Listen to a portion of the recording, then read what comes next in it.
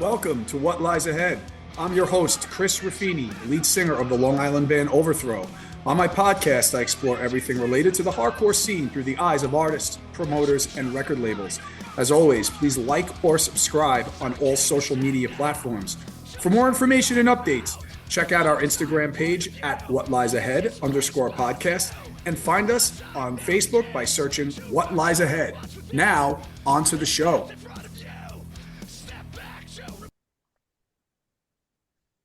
On this episode, we're talking both spring and summer albums with Brian Audley, guitarist for Incendiary and Nite Sports, Anthony Race, production manager at major venues across New York, and Mike Musilli, bassist for Overthrow and writer for No Echo. We'll get into the records that soundtrack their spring and summer and why they keep coming back to them. What's going on, guys? Thanks for coming on. Hello.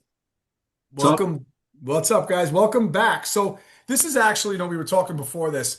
After we completed the albums of 2025 discussion, the same crew here, we were definitely like, let's every 6 months or so, let's get something to talk about in regards of being on this podcast, which I really appreciate you guys coming on. And Anthony Race and I were talking, I remember in March at AMH at one of the shows, and he's like, why don't we do something like seasonal records at that time? So since we're at the time of this release that's coming out, we're, end of spring, summer, we'll talk the spring, summer albums that interest you, that remind you of that time. And the best example I can give it of is I'll give a few examples, even though they're out of season. Like Typo Negative October Rust reminds me of the fall, like straight up, obviously I wouldn't talk about that with this one, but that song does that. Blink-182 reminds me of the spring going into the summer.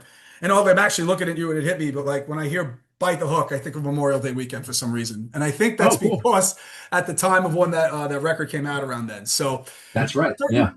So certain like album songs, like that'll bring you back to certain seasons. So we'll do that with spring and summer. We'll do 5 rounds of this like we did last time. And each of you will get to go, once throughout the 5 times to talk about the record that you have. And I know we talked about this. It'll be interesting to see if there'll be any overlap. There's so many records and this is so broad. I don't think so, but we'll see if that happens. But to kick it off, Audley, let's start with you. Your first record. Sure, happy to. So yeah, like you, I'm a seasonal listener, and some of the things that remind me of spring and summer. It may not necessarily be because they're like sonically like bright and fun and carefree or whatever. But I may have just like gotten the record around that time or just listened to it a lot around that time. My first one here, this was like an easy choice.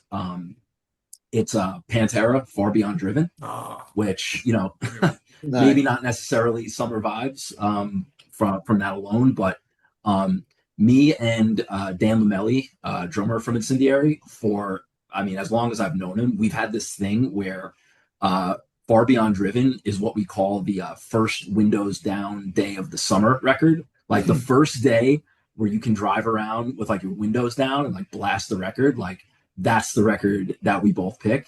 So that's kind of like our thing. Like whenever like that first nice day of the season hits, like one of us will text the other and be like, yo, today's the day, Far Beyond Driven day. So to me, like that record windows. Yeah. So that record to me always kind of like feels like it kicks off the like, warmer weather season in New York and Long Island. So that was an easy choice for my first one.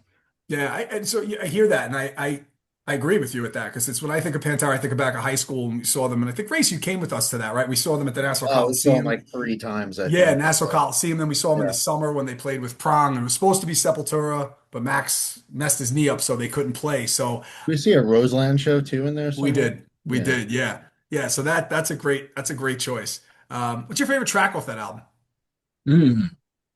Well, I think my favorite riff is the big riff in Strength Beyond Strength, and that's just one of the heaviest riffs ever.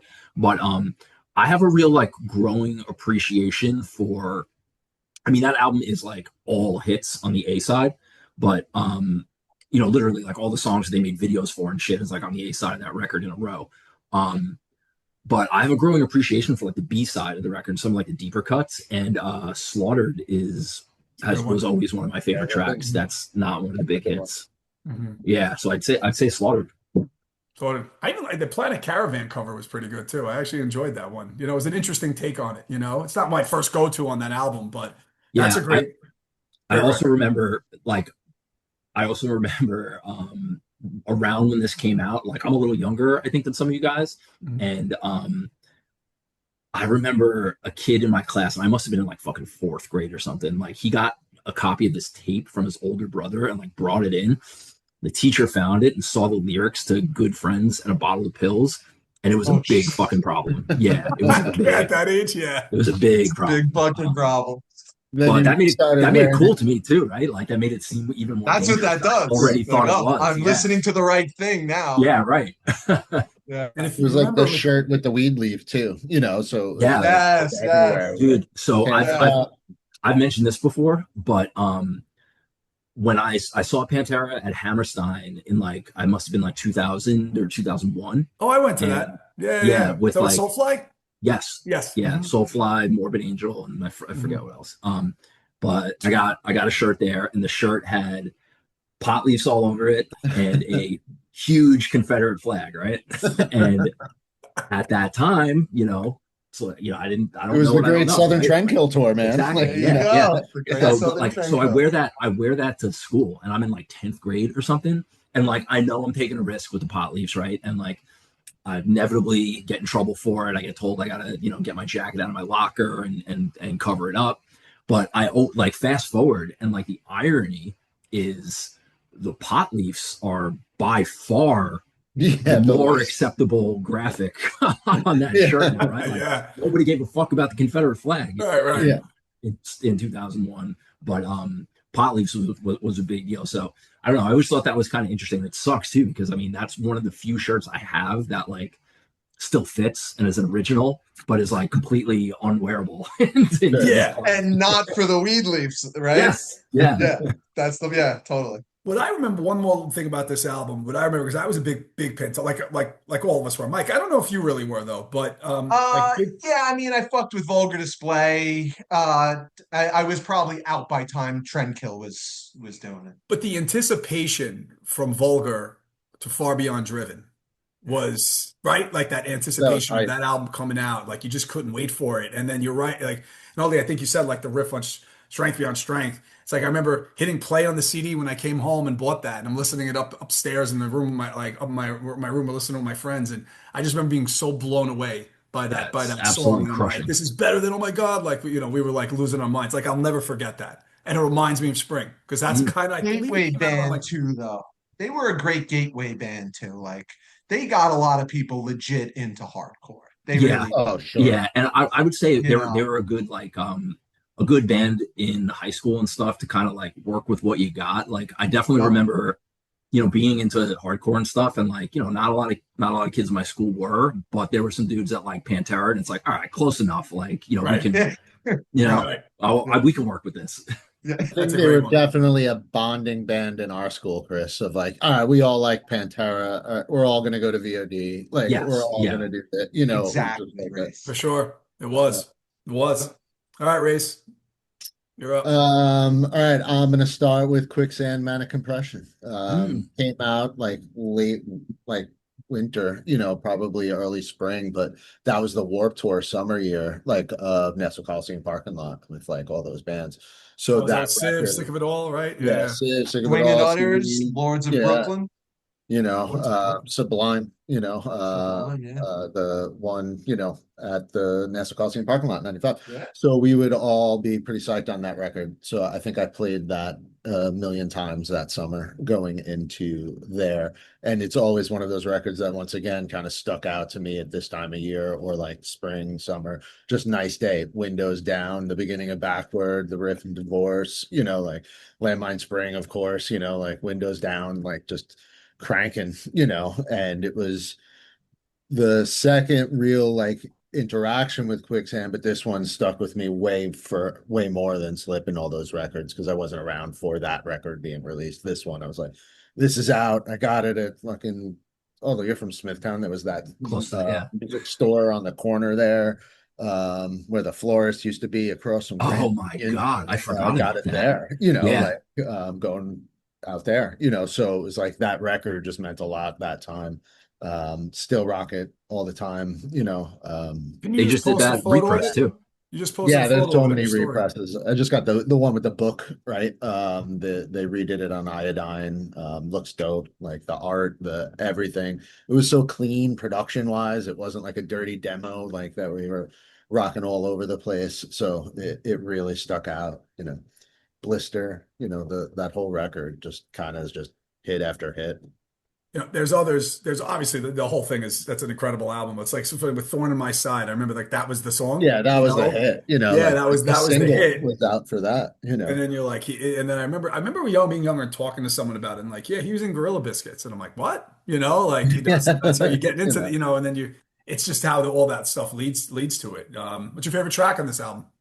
Oh man, I'm gonna say either Divorce or Landmine Spring. Divorce probably is. Those two will go for it, but I'm gonna go Divorce. There you go. Oddly, I know you love Quicksand. Mhm. Yeah, I was gonna Yeah. say, Which one I is have, it?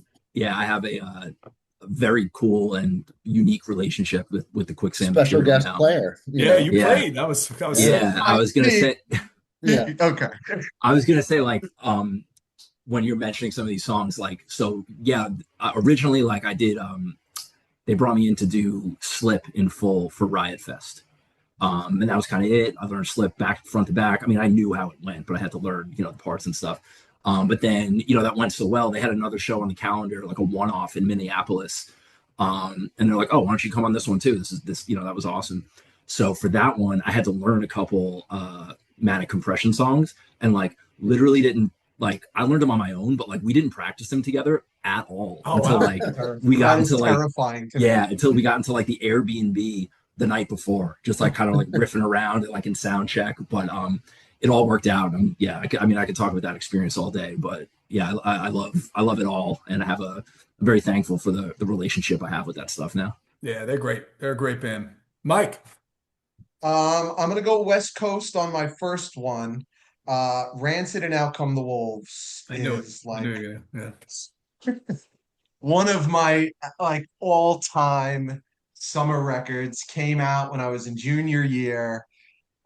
And yeah, I mean, there's something like almost romantic to that record for like me and my guys in terms of like just I mean, we would, when you so to go back all the way to what you said about like that wind down thing, I can't tell you how many times we would have that in a CD player in the car with the windows down, driving to Jones Beach. You Oh know what I yeah, mean? And that's as good as it gets. that's right, exactly. It really is as good as it gets. And I think that was, that was peak storytelling, Tim Armstrong lyrics.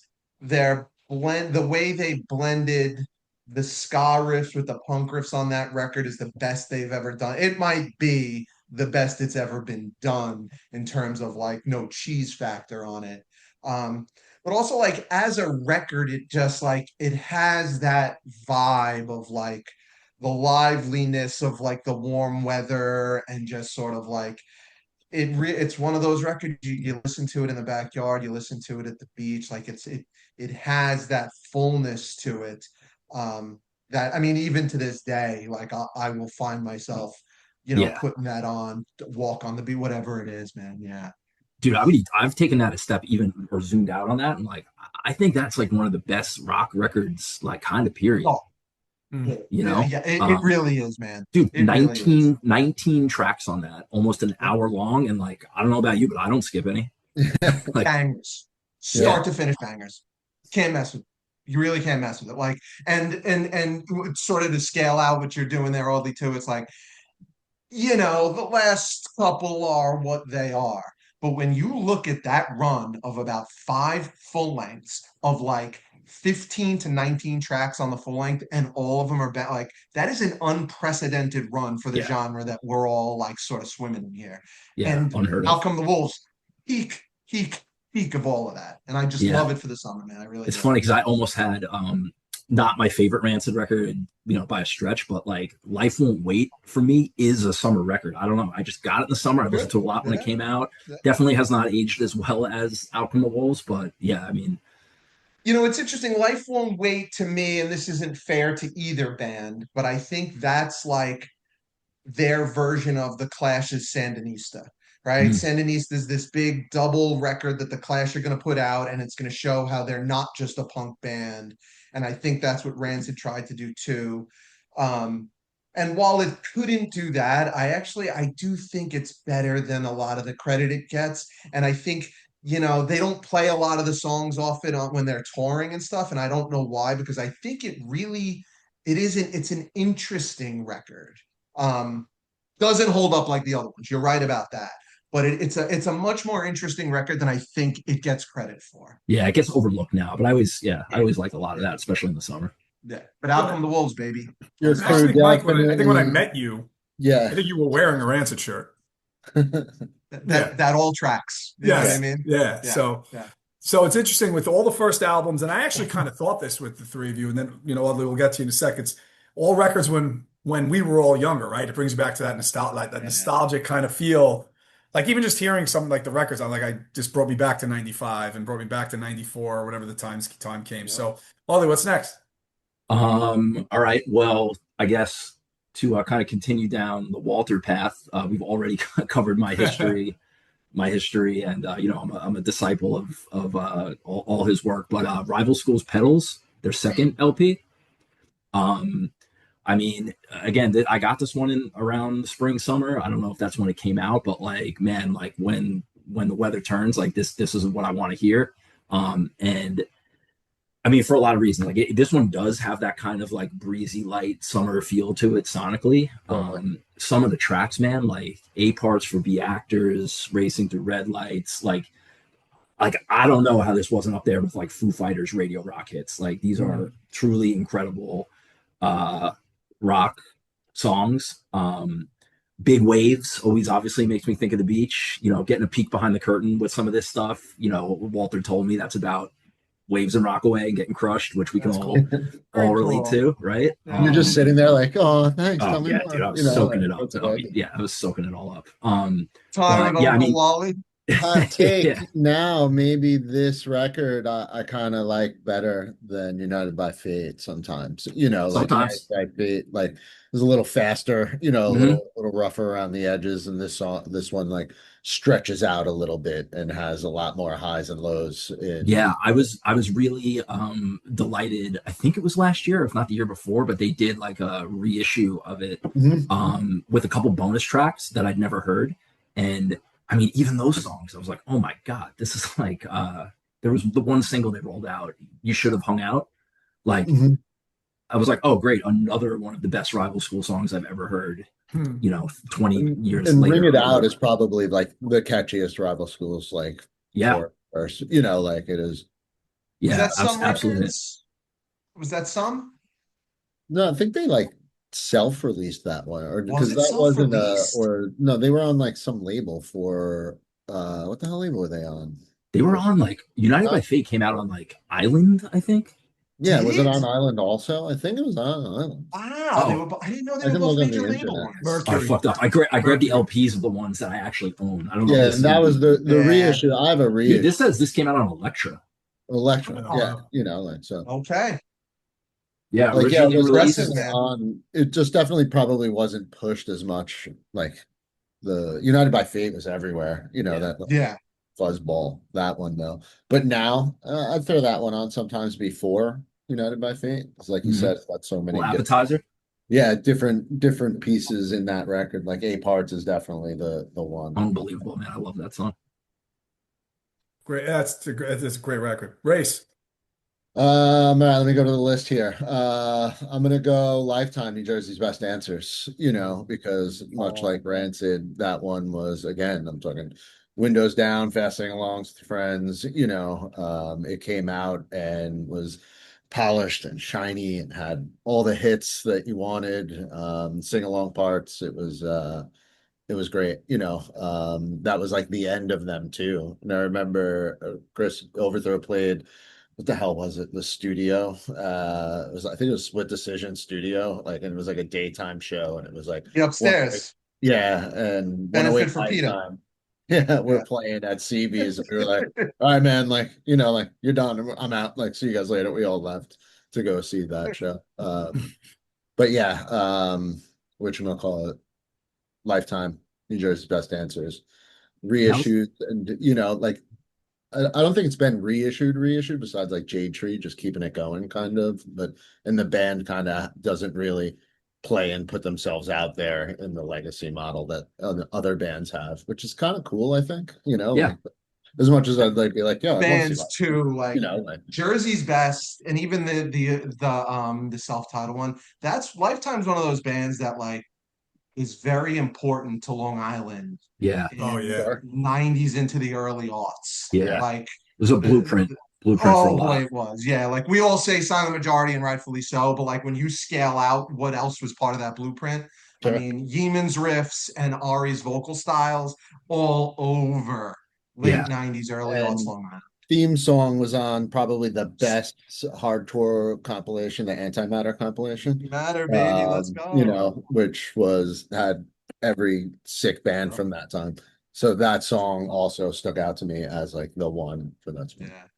How We Are, one of the best hardcore songs Yeah, they ever wrote too. bang, The and lyrics, I love the lyrics to it too, because fuck you to the hardcore kids that don't get down. yeah, that don't care, And then again, like they'd play tomorrow and it'd be sick, but like the aura of it, it's like, nah, they don't play, they just got this sick discography and they just run it. Mhm. Yeah.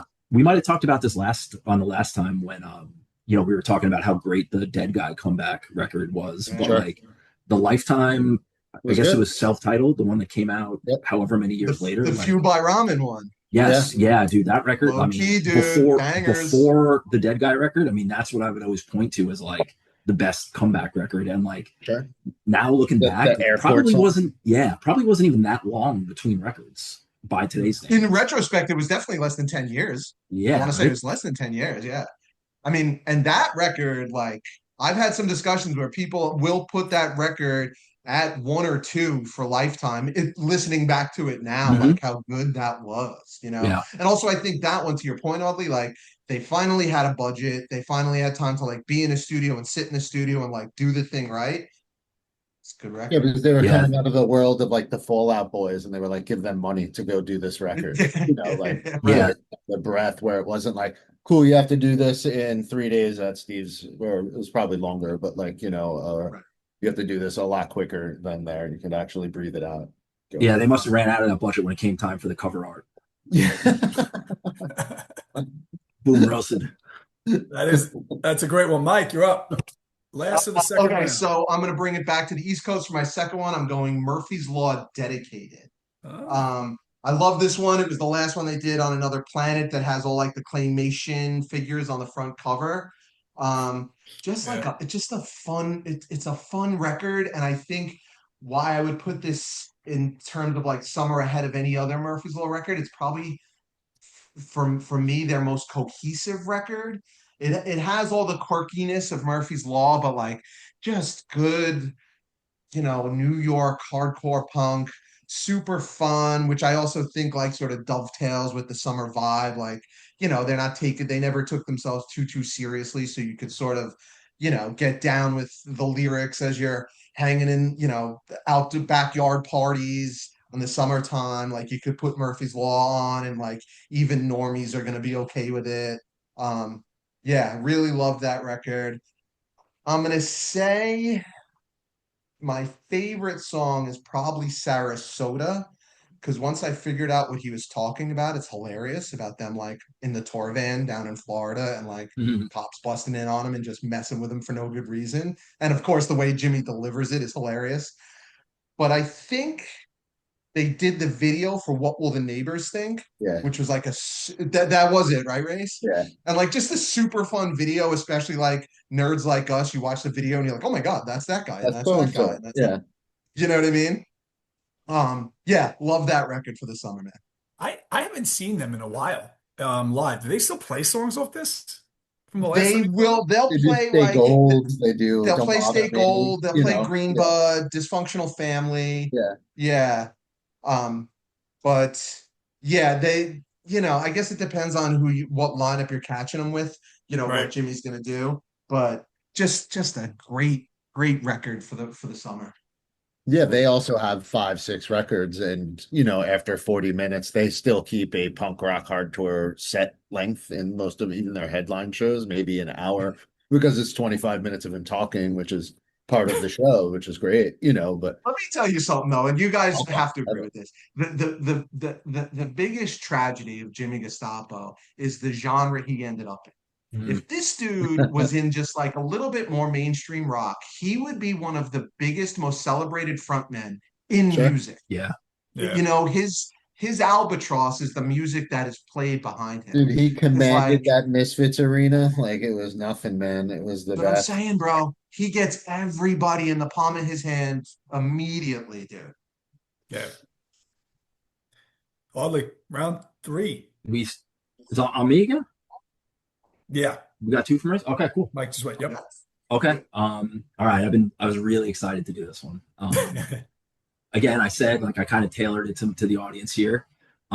This is no bullshit. This is not glazing anybody on the line, but Crime in Stereo, Troubled Stateside. Yes, that's a yes. About To me, this is a Mount Rushmore LP from Long Island. it is. This, I'm pretty sure this came out in the spring, and I listened to it constantly. The spring into the summer, it came out. Mike, I don't even know if you remember this, and it might have been before the record came out, but I remember chatting with you and I think Connor and some of like the agent guys outside of a show at Andrew Jones's house. And we used to have those like basement shows, and you were showing us like the LP, the CD, the layout, and like it might have been just before it came out, but man, like I love this record. I love Crime in Stereo. I knew you were going to be on the line, so it's like, oh, maybe we can get some lore on it. But yeah, no bullshit. I mean, you look at any spring summer playlist I've made prior to this call, that fucking record's on there. Oh yeah, man. Appreciate you, brother. Yeah, this is. And think about the Long Island anthems that are on that record. Like there's like so 3 many. right off the bat. And Crime in Stereo shows. I mean, back then. I mean, anytime, but really back then were always so special, man. It really felt like our thing. I found a video of a show from Ethical on my flip cam.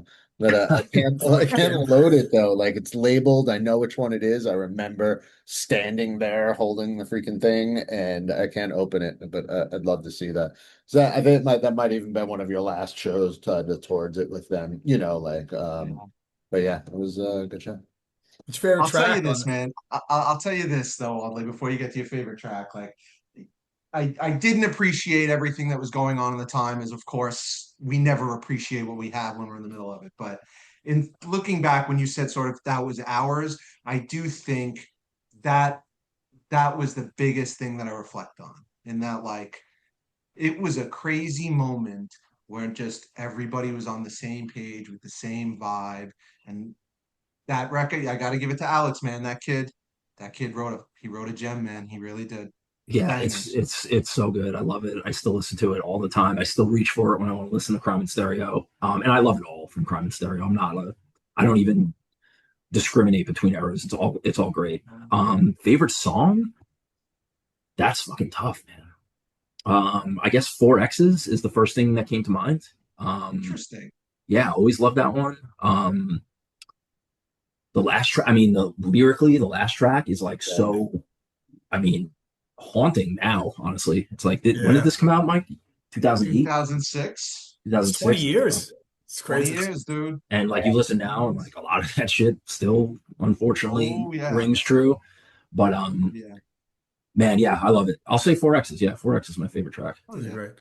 I love all of it, but Gravity Grace, there's something out of there's just the heart, the melody. It's just really good. It's just the whole thing is just so good, and it reminds you of summer. In fact, I remember last summer I had it on. I was about my pool. It just had to go on the whole album. So those first 4 tracks definitely flow so well too. Yeah. Oh yeah. Crime in Stereo, very good at the opening track. Yeah. If there's always like a kind of like intro teaser. Taste, like just a little appetizer, and then it goes into the record. Yeah, the track listing setup on the records has always been very sequencing. Yeah. I was joking, man. When I heard the newest, when I heard House and Trance for the first time, and they do one on there too. Like that opening track is kind of like I was like, man, I did not have a blast beat in a Crime and Stereo song on my fucking bingo card. Not on your bingo card, that year. Yeah. But it's really, I mean, that record's great too. I mean, I think even on that record, I think there's some of Crime and Stereo's best songs. Mhm. Yeah. Yeah, I mean, I look, agree. I can say this as someone who was in the band and observed the writing process, and someone who was not in the band, still lucky enough to observe the writing process. Alex is not about complacency. Like Yeah.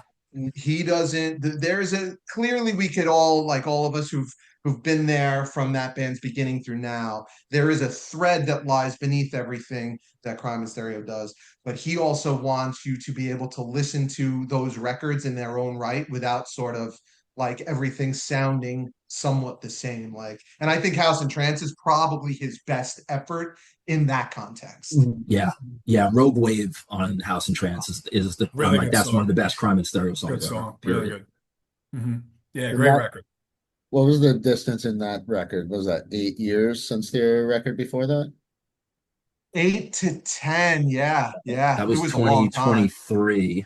And he actually dumped almost an entire record's worth of tracks that he had, that he was just like, I can't co-sign on us doing this. And so Yeah, if he he'd he not do it. started from scratch on that one. He was Yeah, wild, man. That dude, I remember it was kind of like a wild what that mythic dude does. it was like a mythical thing for a long time of like Yeah. there are tracks, There are it's tracks, yeah. like it's coming out. Yeah, it I was one of mean, those things. according to the years on Spotify, 14 years between the There I you was trying go. to describe you and House and Trance. 14 Wow. years. Yeah. Wild, Wow. This is wild. very wild. Yeah. Race. This one I'm going with Embrace, the self-titled record on Discord Records. Back in the 90s when we started finding everything, this one record really stuck out. It was like a more melodic Minor Threat record, sign me up, got a lot of great hooks, Ian singing kind of rather than just a shouted scream, but he was kind of still singing on a lot of those Minor Threat records. Um, the I got this one at None of the Above, Oh God. out in Oh, February, this LP was, says pay no more than $7 on the back of it. I think I paid 9, because the record store, they had to Yeah, make he's got some to get his back. taste. Yeah. But back then a record was $9, and it was a good thing. But yeah, a bunch of hits on this. And then to think like from here he goes Fugazi, and goes into another thing, and creates another legacy. But this one, I think, rivals some of Minor Threat to me, because this record just has so many more melodic hooks that stick out to my head. But Minor Threat, of course, has the jams, not to take away. But End of the Year is probably my jam off this one. This is my next question. Yeah. Yeah. Yeah, this is another good one. Really good one. Mike. all right, I'm gonna do it. I'm gonna be the guy. Um, this is true though. Silent Majority, but not Life of a Spectator, I based on know. a true story, Yep. right? Yeah. Come on, give me those 7 inches on CD, kid. Yep. I just think like because those 7 inches are so much more, and maybe this is my theme that like I'm more into like the punk rock end of things for the summer. They were so much more like faster melodic punk than what the band would go on to do with the LP and then the final EP. Dude, I love Based on a True Story for the Yeah. summer.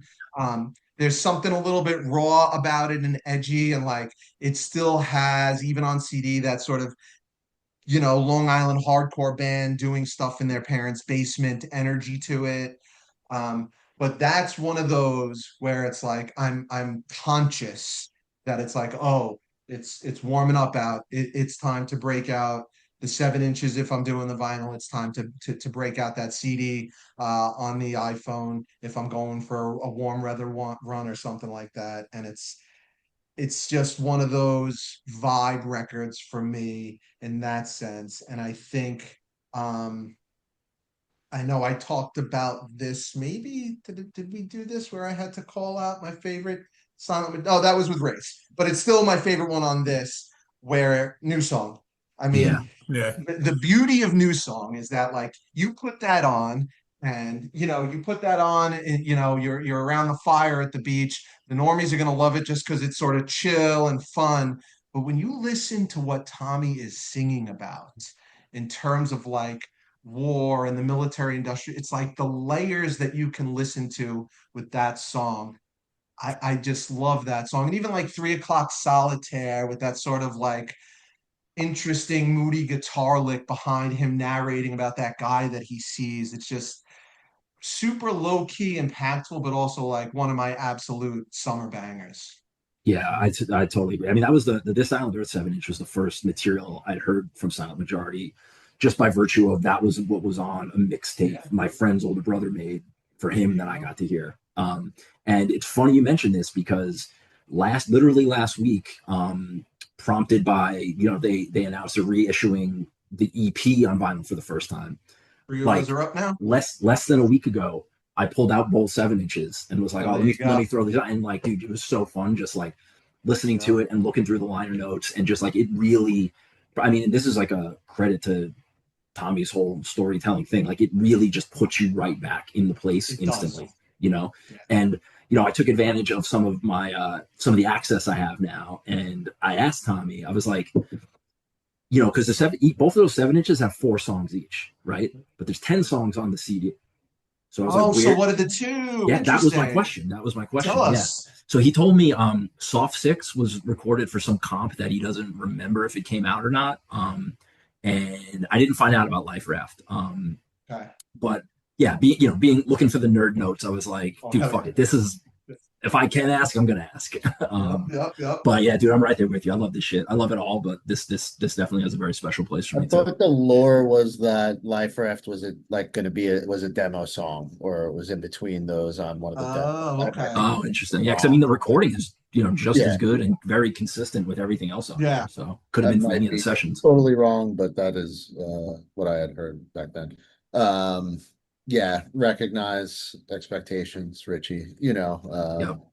But Expectations. Yeah, that's all. Again, like when we were starting going to different shows, we were like, these kids were separate. Like, we felt like they didn't accept everybody at first, but we were just disconnected in what it was. But reconnecting those songs and those people, like it was awesome. Those records are top notch. We back then saw them a lot. The show that stands out to me for them that I remember them the most in that era was the last PWAC show when they played with Sick of It All. They killed it that night. There was a Medford VFW show, Chris, that we went to also, where it was like 10 bands, and they were one of them. And I remember just like because there was people talking about graffiti and going across the street to the tracks over there. Race, was that the Kill Your Idols As Friends Rush show? No, that was a different one. Where was that? That was like at a Northport church or some shit. Okay, sure. Yeah, dude, I think so. I love locations for 90s hardcore shows. Yeah. Bro, what that show did, man, that As Friends Rush is one of my favorite hardcore bands of all time. Sure. And I still tell Tommy this, that it was like the fact saw Silent Majority and As Friends Rush on the same bill in what I thought was a VFW. Like it's like you can't get that vibe now. And it was funny it was a packed show. Kill Your Idols played it, and it was like one of those things, man. 30 years later, it's like you had no idea what the hell you were walking into with that gold on that stage, man. All right, round 4. I make it sound so dramatic, but Audley, you're up next. Let's go. We're moving quick here. All right. This might be a bit of a left turn. I think I mentioned this, or I know I mentioned this band on the last on the last episode we did, but Minus the Bear.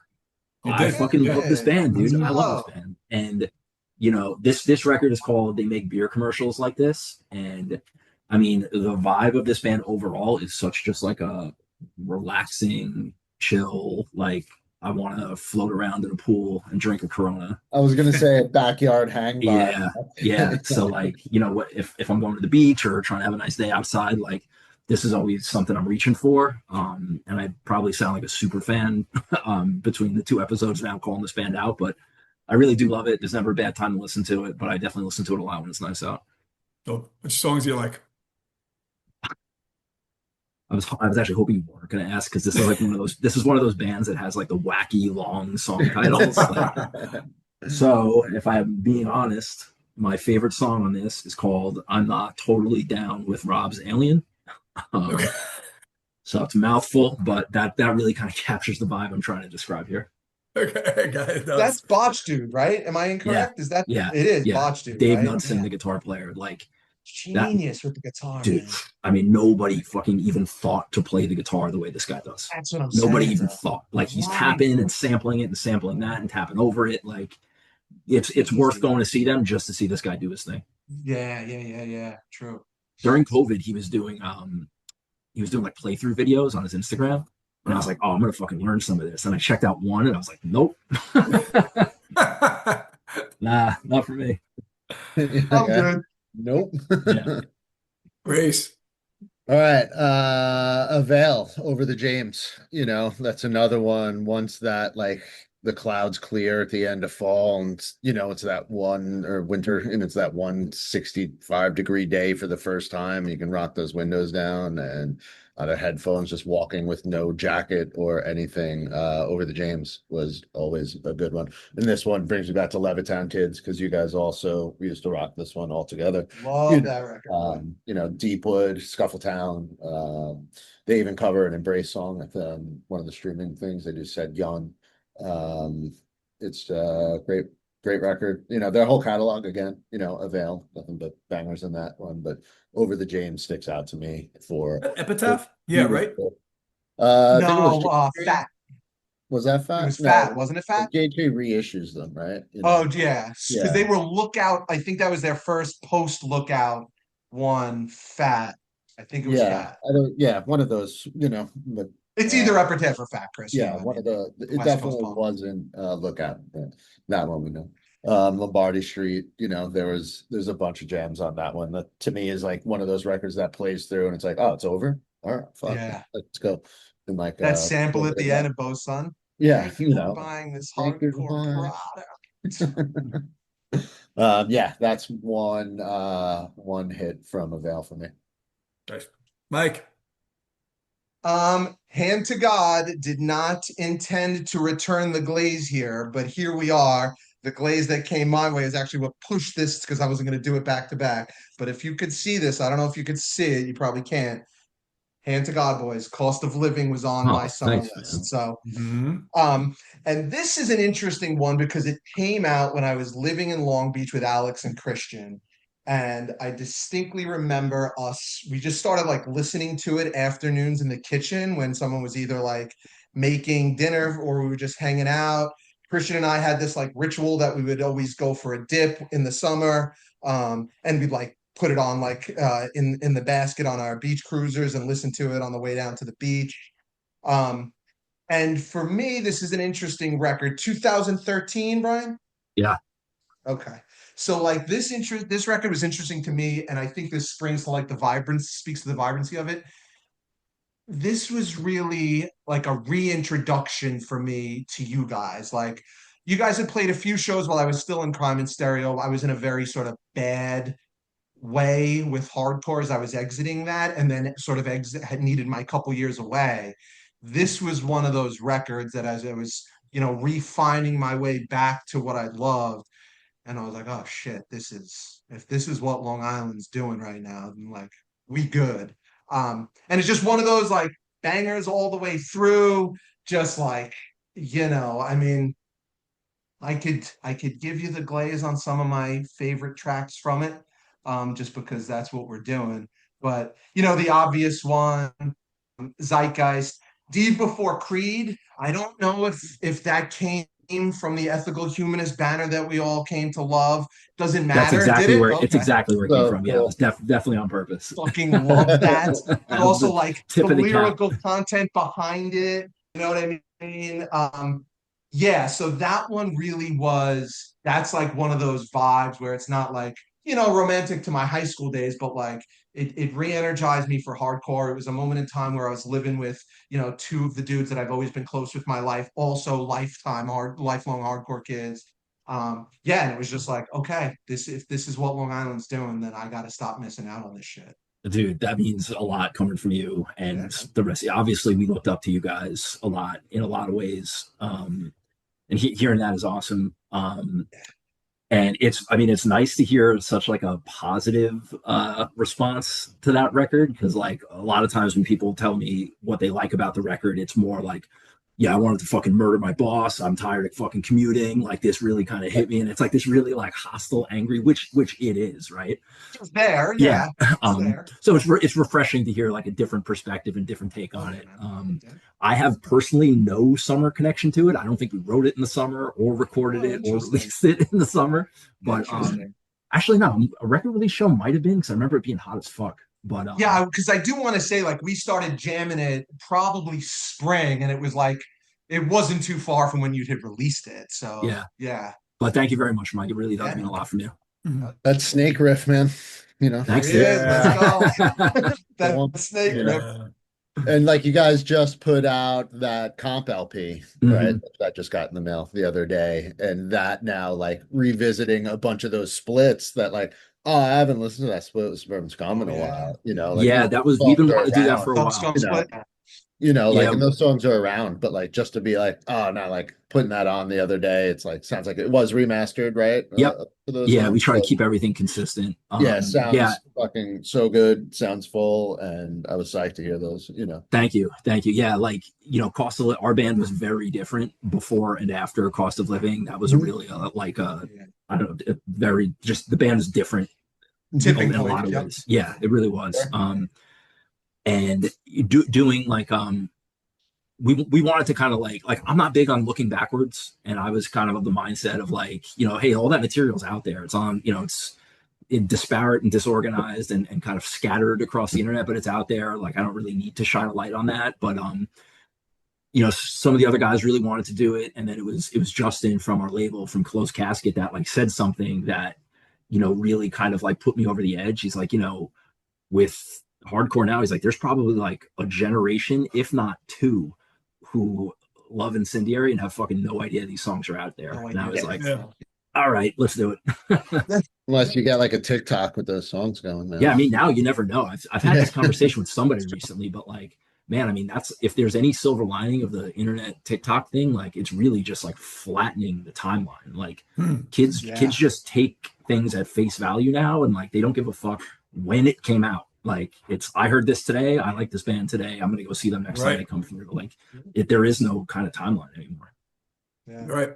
Absolutely. That Cost of Living reminds me of, because I remember we played with like Judge, like a reunion show at like Gramercy, and I remember that this album Cost of Living came out, and I remember, and I had your stuff prior to that, but then this came out and I put it on. I just remember the first 4 tracks, I was just like, holy shit. So it does like out of control. Like, it was just like so good. It's like, I always like, I'll say this about Incendiary, is you hear them the first time, you feel like you've heard the song already, like you know it already. It's just that catchy from the riffs and everything. It just is. And this album does it. I went back to bite the hook with your last record. That reminds me of, it does. It reminds me of Memorial Day. And playing it, I had my family over. I put it on. I remember in the backyard, I was playing, like, it just does. Like, I had a Memorial Day party, and that's what we were playing. But this album, how you want this burger? Fucking listen to this riff, Too good not to play it, So you're right, Chris. Though that first half of that record, bro, that shit goes hard. Thank you. Dude, on Cost of Living, man. Thank you. I really appreciate that, guys. Very cool. Yeah, man. Singer's catchy as fuck. Listen to this. Yeah, listen to it. Like, and so all right, so this is the last round. We're here, but then I'll have some this and that questions to end off with. So Audley, your last record here. Okay, I saved this one for last for a couple of reasons. It's going to be brave. I'm going to be brave by citing this. I think you guys will understand. This is objectively like a really tough sell of a band on anyone. Man, I mean, under 40, maybe 35 at best. But H2O, Faster Than the World, the third LP. I think the album's awesome. Yeah, me too. I love that. And listen, I every know song. Like, some of the public personas of these guys make it tough now.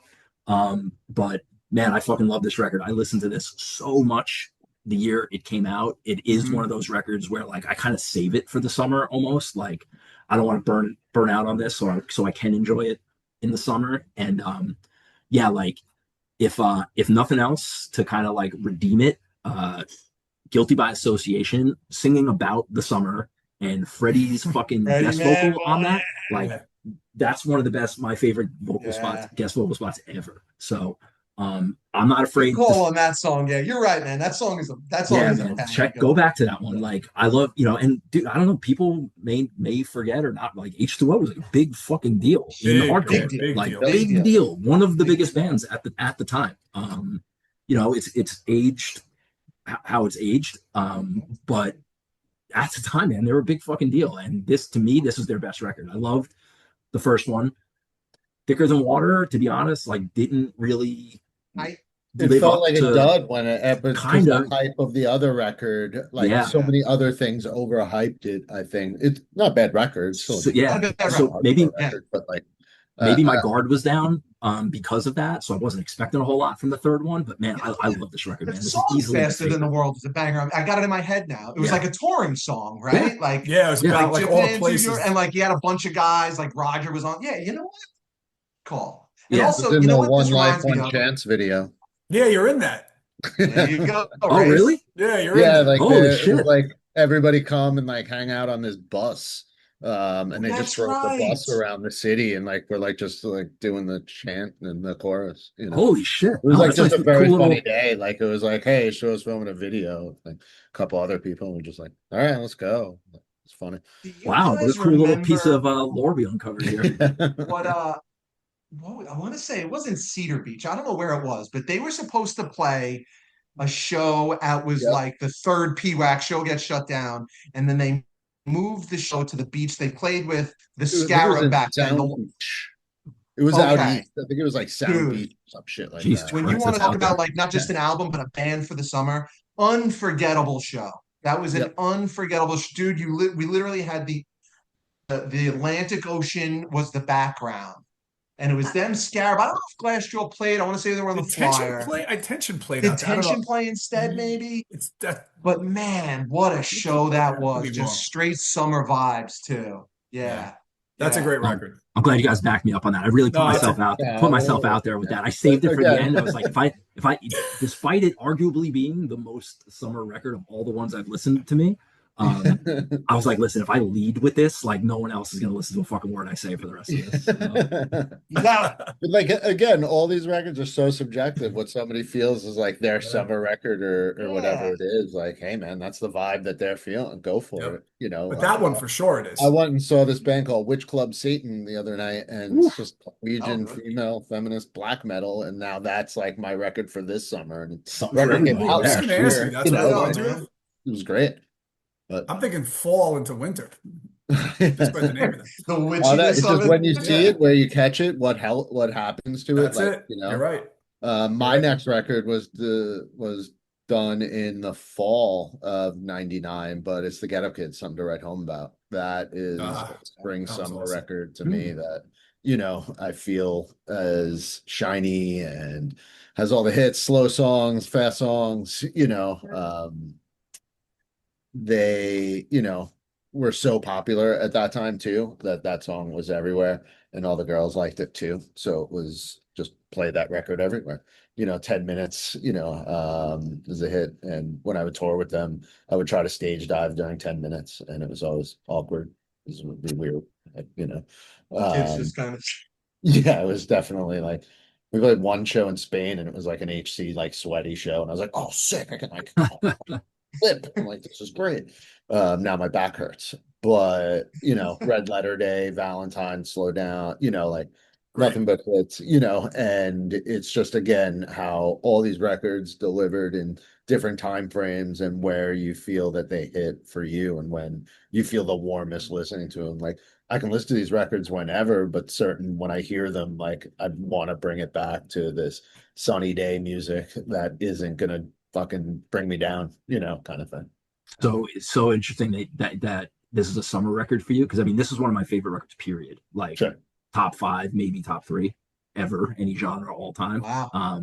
Yeah, I absolutely love it. Pinnacle guitar music. Yeah, but to me this is a winter record. It might be because I got it for Christmas one year and wore it out, but like some of the softer like piano stuff always kind of felt cold. But I mean that's the beauty of this thing, right? Like it hits everybody different. Yeah, it was a good night drive record too for when we were touring or whatever. Yeah. Put it on at night because it's got everything. It's not like screamy. It's not like we're trying to listen to Madball. It was like, all Yeah. right, put this done, and like, it's slow. They were so good at Mulcahy's. I caught the Oh, Mulcahy's date. I wasn't around when they did Warsaw, but they did the full album play at oh, Mulcahy's. and Mhm. a year ago, so Like, give or yeah, take this. Oh, they were great.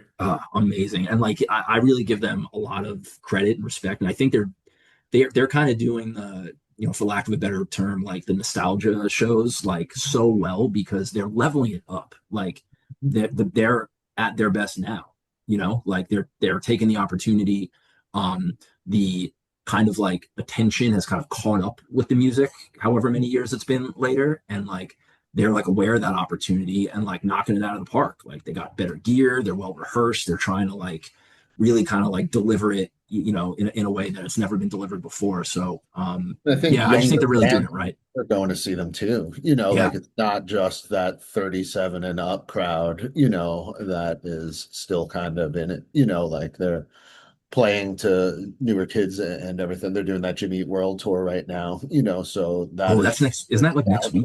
Yeah, next week in Brooklyn, and then so it's like nostalgia tour, it's like Hey Mercedes, them and Jimmy Mm-hmm. Eat World, Oh, I Wow, good gotta be there show. for that one. It's yeah, a really good show. but yeah, this record always caught me as like once again, windows down, play it on the beach, play it somewhere else, play Oh it yeah. Yeah, never a bad time. like Right. but that's there. So, Mike, you're gonna It's end us funny. off So, here. Race, it's funny you bring up the Jimmy Eat World, that tour, because on my longer list, didn't make the short list. Low key, Bleed American, huge summer Yeah, record for me, even That's though a it great didn't come out in album. the summer. same. That's just a Yeah. total, like when you're talking about like South Shore, Long Island, beach Yeah. vibes, Bleed American, huge. But so for my final one, I'm gonna go with Faith No More, The Real Thing. Nice. Um, They're one of my and favorite this one, bands. I love this band. oh, Yeah. dude, Mike Patton can do no wrong. Yep. This for me, actually, the reason this sticks out for me is this was like a summer record for me before I was like even a fully formed punk hardcore kid. It was one of like just one of the first heavy records I'd ever gotten. I had it on cassette through Columbia House. Yeah. Um, Columbia. yeah, yeah. Um, I but used to just love like that stuff. yeah, and to me, the reason I thought of this one, it was one of those records that, when I was just going out in the days before cell phones, where you'd have to just pack your backpack, put something in the Walkman, and go knock on your friend's door. That was one of the cassettes that I would always put in my Walkman, and it was one of those things that as the days got warmer, it was just one of those records I always went to, and I didn't know it at the time, but when you look back through some of the most successful bands to come out of the underground, it's wild how many vocalists take their cadences and patterns and sort of what they do from what Mike Patton did, particularly in Faith No More. Um, the pop one I love the most is definitely Epic, but the one I still would love to cover in a band, it's been done by a Long Island band once. I would love to do Zombie Eaters in a band. Just like I forgot who did it. It Yeah, was who did that? I don't think. not Kellen. It was somebody we played Crime and Stereo and This Is Hell, or maybe it was Scraps. We did a headlining show at Downtown, and one of the kids' bands that was support did it, and I was like, dude, that's the sickest thing I've ever Was it seen. Antarabe? Like, I feel like they It might was pull not that Enter off. but yeah, I've never seen it done after, and it's just such a cool. It was just such a cool cover. But yeah, I mean, just one of my favorite warm weather records for sure. No, I love them. They're the best. Angel Dust is one of my favorite albums of all time. For sure. Classic. Yeah. Because what I love about them, it's like it's completely every album they put out was nothing like the last one. Yep. Which was cool Yep. with them. Shout out to Columbia House for getting me like a lot of records that like I ended up bro. not having to pay for somehow, that somebody paid for some way, somehow, and probably brought down the end of the economy for all the people that ripped BMG off. was My father was furious when he got that phone call that had been like, I ran up like $100 thing, and I was like, but Pops, look at all the music. And he's like, I don't Yeah. give a yeah. shit. I Well, we got bought I one. like we bought one. I got to investigate that business Right. model now because at the time I didn't get it and didn't care. I was like, well, 10 Yeah. CDs for $1, sure. But I'd be pretty Exactly. curious to know how that worked now. How that worked, that right? Yeah, right. How's that working with Like, sound who's the scan? sucker? Who is the sucker in that? Yeah. All right, so we have each of you had 5 albums. So what we'll do is here have a bunch of questions, this or that. But before that, I guess we'll start in the same order. We'll go any albums that you didn't mention that you wanna bring up. Brian, I'll start with you. I'm gonna give you one. Again, because of the people on this call, and I'm literally going through my summer playlist for Inspo here. Blood Red Hostage. Top notch. I know you, yeah. Blood Red is Tommy's band after Silent Majority with some of the Inside guys. The reason I think the EP is probably my favorite material, the EP that came out first. But this record came out, and there was a time, whatever year this was, like It was like I saw them. or some shit. Yeah, probably. I saw them. Felt like every fucking weekend at Local 7 in Farmingdale. That, like, I don't know what it was, like a storage space or something. And I just saw them, like, it felt like every week for that summer. So that record always makes me think of that time. And I know any other podcast, people would be like, what the fuck are you talking about? But I know you guys will feel me on that one. Keeping Tom City Knox. Great record. Our Lady of Mayhem, great song on that record. The EP, I do dig a little bit more sometimes. Like Crowns Above is probably my favorite song by them. Yeah. But like, perhaps. I don't know if you remember, we did Crime and Stereo, Blood Red, and Black Cross at Club Pure. At Club Pure. Yeah. That was a good show. Like Black Cross got me on there with two of my heroes, right? Tommy Corrigan and the singer from Black Cross, Rob Pennington. To this day, so that was a cool one. That was just also like a weird time in Long Island Hardcore.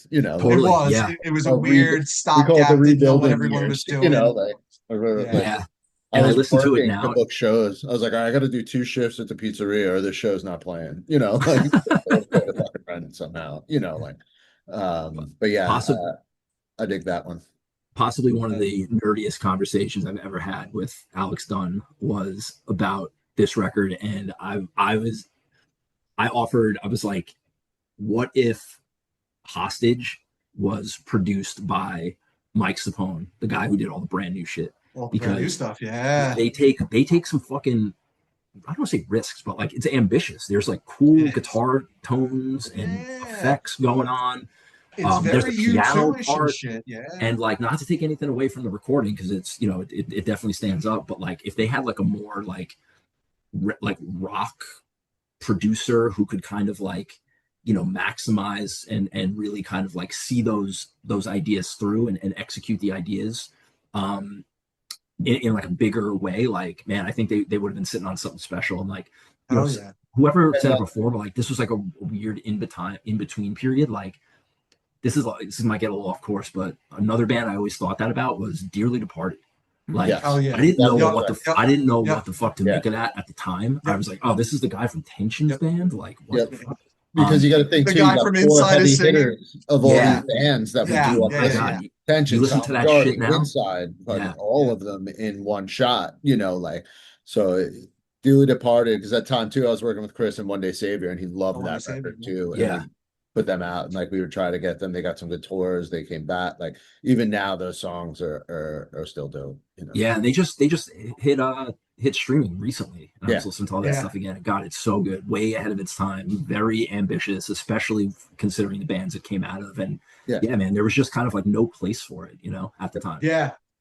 There's shows in Saints and Sinners. Right? It was just like a weird time for like, Saints and Sinners. Yeah, dude. I was too young to really understand what that place was about because I lived right there. Yeah. And I was like, oh, there's a show here. I was like, why the fuck is this show starting at like 9 o'clock or 10 o'clock? Right, because you guys would have the afternoon show at with the bar over there. What was that bar that was in that lot too? Outer Limits.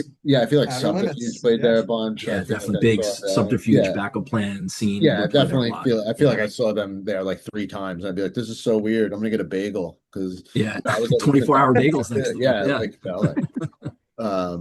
I would do laundry there too because there was a laundromat there. It was wild. Okay.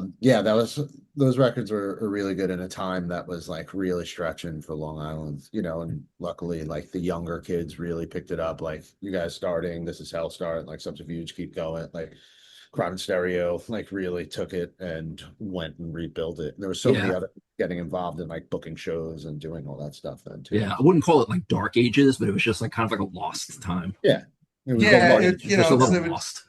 this weird interim period where we didn't quite know what was happening, and sort of we had to, by just attrition of not knowing, we had to put it back on the shoulders of the guys that kind of were like, well, our bands Yeah. are done and we're just trying to do this for fun now. Yeah. But it was like, nah, dude, like Blood Red's gonna have to headline three shows Yeah, three shows a exactly. month Yeah. because nobody else is there yet. So thanks, Tommy. Yeah, thanks for headlining again. You know, like I Yeah. remember there was like like I started doing a couple Capitol shows, and it was like Capitol, Backtrack, Soul Control, and like Backtrack was like first or second, and like Tommy's like, "What's it going to take for Backtrack to headline a show?" And like within a year, they were like next. Yep. You know, like and they just kind of went up to those rebuilding years. You know, were dope. Rebuilding years. I like that Yeah, better. you know, like Yeah. coming out of the '90s so strong with all those bands was crazy. Race, did you pick one yet? I was actually thinking. No, I'm gonna give three quick hitters, and like we don't have to talk them all just because I have a list of like this list can go on forever. You know, We do a one part of two. them's new. We're gonna do new because it's this summer, and like I've listened to it a bunch. Is the new Terror record still Yeah. suffer? Oh yeah. Really good. Fun Really tell, good. Oh yeah, man. it is You know, good. like that band again. Just every record is different. Every record is just good hardcore. They fucking work. They go out and straight up good. So that's a new one, and old ones I'm gonna go back to Iron Chick, Constant One, and Beastie Boys Lessons to Ill, Hell because yeah. your windows Nice, down hell to Beastie yeah. Boys, like that record is just fucking hit after hit too, so Yeah, hell that yeah. Brian knows. Mike.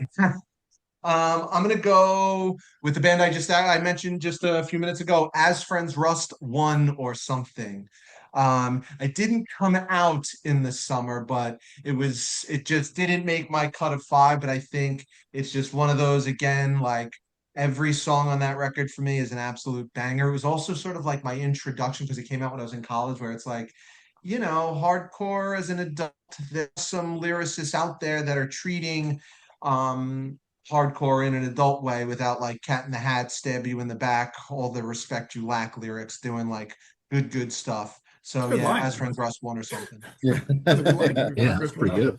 All right, That's I the cool. wonder So, if that record will get like a good reissue. Like it was on Doghouse. It's kind of hard to Doghouse. find. Yeah, it Like deserves it, man. It deserves it. I could see that one doing a good, push. People are into Oh it. yeah. so all right, we'll end this off with, I have a bunch of like summer questions that are all over the place. It's almost like a this or that. We'll start with you. If you want to elaborate on it, you're more than welcome to. So this is for you attending now. A summer fest or a club show? Has to be a club. Well, I'll just give my first reaction. Um, it was at Cedar Beach. I saw On the Might of Princes play like an acoustic set. Ooh. And I know that's not a festival or a concert, but like when I think of like very memorable summer shows, like that's always the first thing I think of. And like I always thought, I thought it was really cool at the time, but like, looking back on it, I'm like, that's just such like a testament to like how like special that band was, that it worked in like a stripped down environment like that. And it also works in like a crazy, DIY space too, when it's loud and screamy. So yeah, that's the first thing that came out. Cool. Race. Inside or outside, like best memory, right? That was it. Well, so like we go to a summer fest or going to a club show. Yeah. I don't know, a club show. I'm gonna go the other side of that. A good sweaty hard tour show when I was younger sounds fun as hell. Like even now, like I don't get to do it as much as I want, and I work in an outdoor theater now, so it's like that's a different, like so.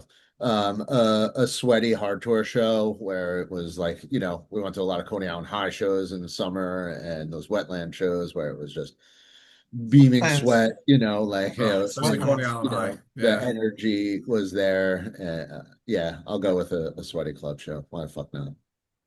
I thought I So I would can go with complain about it afterwards and be like, Oh, fuck dude, I totally Yeah. misunderstood the question. I thought you were asking like what my favorite one of those was, not which one do you prefer. Or maybe I did it wrong. Go with it because you actually cheated. gave me That's all something. right answers here. Don't Yeah. retract it, bro. Don't retract it, bro. I'm All with right. this. So because I initially thought like I would be on Race's vibe with the club show, but you talking oddly about like seeing a band in an unusual circumstance reminded me of, I think I went to like three crazy fests in a row.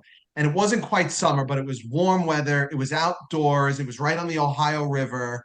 Got to see Dillinger Escape Plan, Breathing Fire on stage, AFI, another opportunity to see As Friends Rust, so Silent Majority down there. And it was just a very cool outdoor fest. And that sort of sparked my memory of it. So I'm going outdoor fest. Crazy fast, baby. All right, moving forward, I'll do the this or that format. I won't They overthink it. both work, you know. Yeah. So that's where now you're going to see here where like the questions are all over the place. So favorite show, Audley, favorite show you attended this year? If anybody knows, if anybody else has one, you can just. I got one. I'll give you a little go time. Please. My buddy and I actually, so funny enough, this was when I saw you walk into practice, oddly. My buddy and I were going to the drug church show at Warsaw. And it was supposed to go like a bunch of heads. It ended up me and my buddy Vin. And it felt like, and I know this isn't true because they are a touring machine and they're awesome at what they do, but just for me personally, it was like it felt like a little bit of a coming out party for drug church where it was like, oh my God, they are fully headlining, commanding everybody in the room. Everything was super tight. The vibe was up, and it was just a great show. Drug Church at Warsaw. That's mine. Grace? Damn. I once saw Hum a couple of weeks ago. There you go. Hum was dope.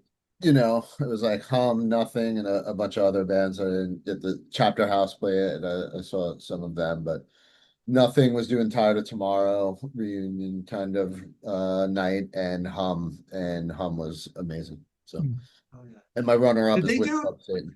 So, Did they play Brooklyn Paramount that tour? yeah, Hum just played. It was 2 nights there on the Okay. Slide Fest. Nikki from Nothing curates this festival called Slide Away, and it's just like, as the kids call it, the shoegazing bands and the guitar pedals music, you know. Yeah. It was dope. Horror show though, free Nicky money. Horror show is Yeah. good bands from Philly, baby. Let's go. There, you know. You know, the show that I'm thinking of quick is it was just fun. It felt like in the Weebles show, the reunion show in January. I thought it was just fun watching them and like and just fun. yeah, it was fun and just everything like even like you know like Mike and Audley went up there and did was it LSS from Neglect and just all the different things that they did and just it was fun. And Bean said this when because we all went and we hung out and it really was a great way to describe it. It was just like a fun, packed house party. Yes, that is a good way to put it. It did feel And it that was just way. good vibes, fun. Like it was just that was a really good show. I enjoyed that. It I was just didn't fun. realize. So that's funny because I that popped Nite in my head Sports, for yeah, whatever you guys, reason. Nite Sports played that Yeah. too. Yeah. I thought that was like late 2025. So yeah, January, that's like a year ago. That's a good So, call. Yeah. I'll piggyback. I'll just say that one too. I like literally can't think of a show I went to this year.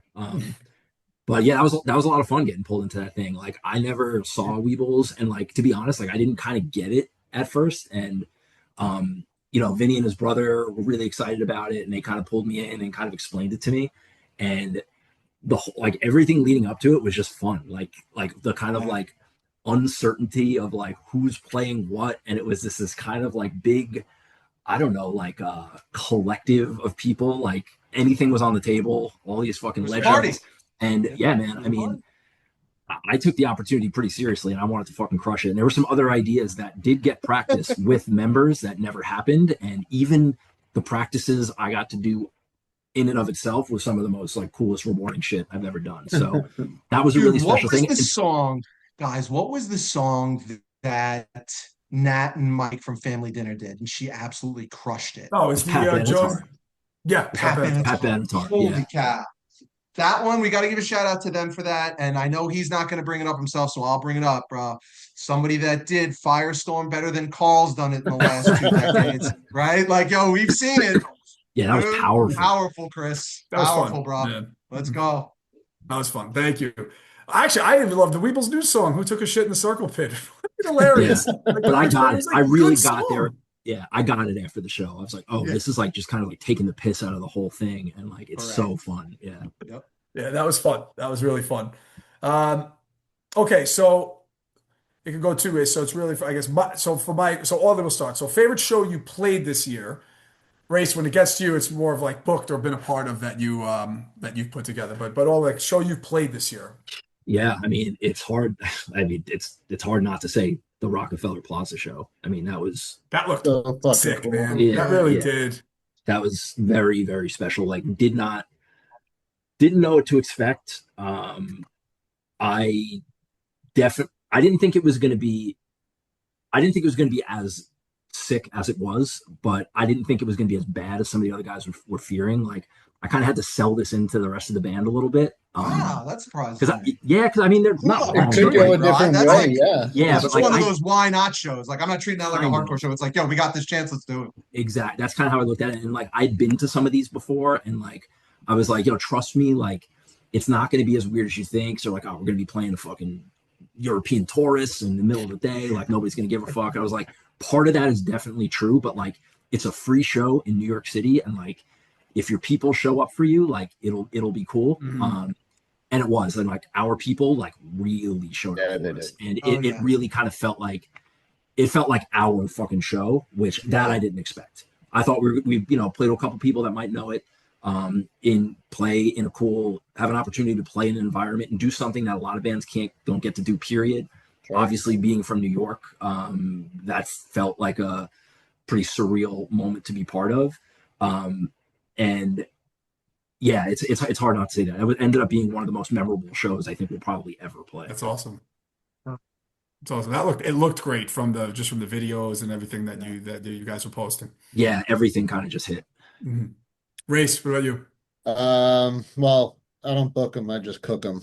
Right. I did, which I did the Poison Well Converge show at Knockdown Center, which everybody's got says what they want about Knockdown. There's always something there, but it's a cool DIY spot or independent venue that lets other people do shows in there sometimes. So, they booked a Converge Poison Well show. So that was that one.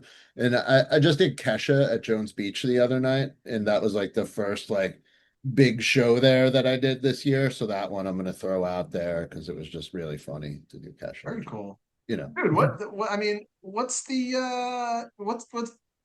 deal with hating on Knockdown? I like Knockdown.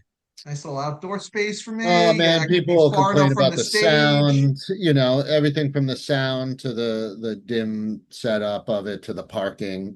Everybody is a critic of Soft. something, like Dude, so. I just went to that fest that Castillo, the Yeah, I couldn't Yeah, Plumber yeah. or whatever. Yeah. I went to a day of that. I was like really impressed with the Yeah, space. you know, I've been they there Sounds like- before, Yeah, same. but like, Yeah. dude, it felt like a fucking video game level. yeah, there's a lot Or going like there on was in like it, different rooms and spaces and overlooks and like the outdoor area. I love Like, it back there. I almost saw wish Roy they Ayers could just back there once. It was yeah, dope. like do they do shows that are just in that space? Yeah, Yeah, yeah. that's Oh, really yeah, cool. that's a cool idea. I didn't even think Yeah. about that. Yeah. It felt like Again, like this circle luckily appreciates it. Like I don't mind it for what it is. Certain people talk about it as like, oh, yeah, there's no that fest. parking, there's this, there's that. And it's like, Okay. all right, cool. The band played. It was fun, right? Like, did you get your shirt? Cool. There. Right. Like so. We have one more. Oh, Mike, yeah, you All favorite right, show so you I'm played gonna this year, and go. then I have one more. My initial thought was the Killing Time show at AMH that we played, just because like we had a great slot on the bill. I felt like we sounded powerful. The set flowed. That that post that Infected about like your voiceover about sort of like the Overthrow daycare. I love that for reasons beyond just hardcore because how lucky it is that like our kids can see us doing the crazy thing that we did 30 years ago. But I want to give a little bit of shine to the OCNY Vet Center show that we played, Chris. And you and I have talked about this. It wasn't the biggest show we ever played, but just a fun, cozy spot where the people that were there were way into the bill. And it sort of harkened back to the time of being on tour where like you're showing up to a show in the middle of nowhere and you just hope it's going to be okay, and it's way better than okay. So yeah, I'm going with the show we played with God's Eyes and XAD at the Vet Center in Lower Upstate New York. Yeah, that was a good one. Okay, so last one here, and it's not what team you like. Citi Field or Yankee Stadium? The better stadium. Knicks in 5. Next, Knicks. It'll be over by the time this comes out. Knicks will have the championship. Yeah. Oddly, Citi Field or Yankee Stadium? The better stadium to go to. For me, it's Citi Field because I mean I'm not Yeah. much of a baseball guy at all, and I think Citi Field really kind of caters to that because like you can, it's just like a nice Do place anything. to hang out, and they have a lot of cool food there. You can turn around and see the game from wherever you are. So for a guy like me that doesn't care that much and is just looking for a fun place to hang, it's It's Citi quicker Field. to get to then for you. Yeah, yeah, like a weeknight, it's super easy. Yeah. Yeah. I feel like I'm going on vacation when I go to Yankee Stadium. You got to go for a bridge. It's just, yeah. Yeah, well, I have never been to the new Yankee Stadium. Oh, wow. Really? Come on, Race. Come on, bro. Yeah. I know you're a Mets fan, Yankee but come on. Stadium, you know, but I've never been to the new Yankee I saw the Stadium. Big Four there. I don't think I've been. Oh, Yeah, wow. I can't recall of a time where I've been to the new Yankee Stadium because fuck them. I'm a Mets fan. No, I'm kidding. I just never got up there because if I'm That's going why I to a tried to baseball phrase game. the question. I'm a huge Yeah. Met fan. I just tried to phrase the question. Yeah, I Or just you never wouldn't got up react that there. way. I saw Pink Floyd at the old Yankee Stadium. That was Oh, they fun, played though, there? Really? Um, but yeah, So I will say, as I guess, if Audley is objectively not huge on baseball, and I know the other two are Mets fans. I've said this before, I'll say it here. Huge Yankees fan. You know what I mean? You guys don't have to get upset with how many rings there are involved in the Yankees organization. But I will say this, if we're talking baseball, Citi Field is without measure the better baseball stadium. It's more about baseball itself. It's a little bit less corporate. It's much more like cool if you're going to take your kid, you know what I mean? Like how many times do you get to take Reese to Citi Field? You know what I mean, dude? Like yeah, I live the new 15 Yankee minutes from Stadium, I was there there. last week. I love it. It does not have the vibe that Citi Field has. It just doesn't. Mhm. I agree. Yeah. Yankee Stadium is a nice stadium, though. It's just, it doesn't. It It's is. It just definitely, doesn't have the vibe. yeah, it's a little of everything. So this is it. This was great, guys. I think, well, obviously, we'll probably all be back at some point at the end of the year. We'll do something. We'll figure something out. Yeah, Maybe anytime you seasonal want. records for the winter or something like that. Who knows? But anything you guys want to end with before I sign us off? Thanks for chatting it up, boys. Yeah, thanks for having us, dude. Always Appreciate a you pleasure. boys. Hope we can do this again. Yo, let's do the playlist thing again too. Yep, I wrote them all down. I was just Yes. going to say we have a Oh, yeah. really Yeah. good playlist with this, so definitely Cool. going to do that. All right, hang tight. Let me sign us off. Thank you for listening to the What Lies Ahead podcast, which is available on all streaming platforms. Go save the What Lies Ahead podcast playlist on Spotify that features all bands that were on the show. For more information on future episodes, you can go to my Instagram account and follow on What Lies Ahead _podcast and on Facebook by searching What Lies Ahead podcast. See you on the next episode.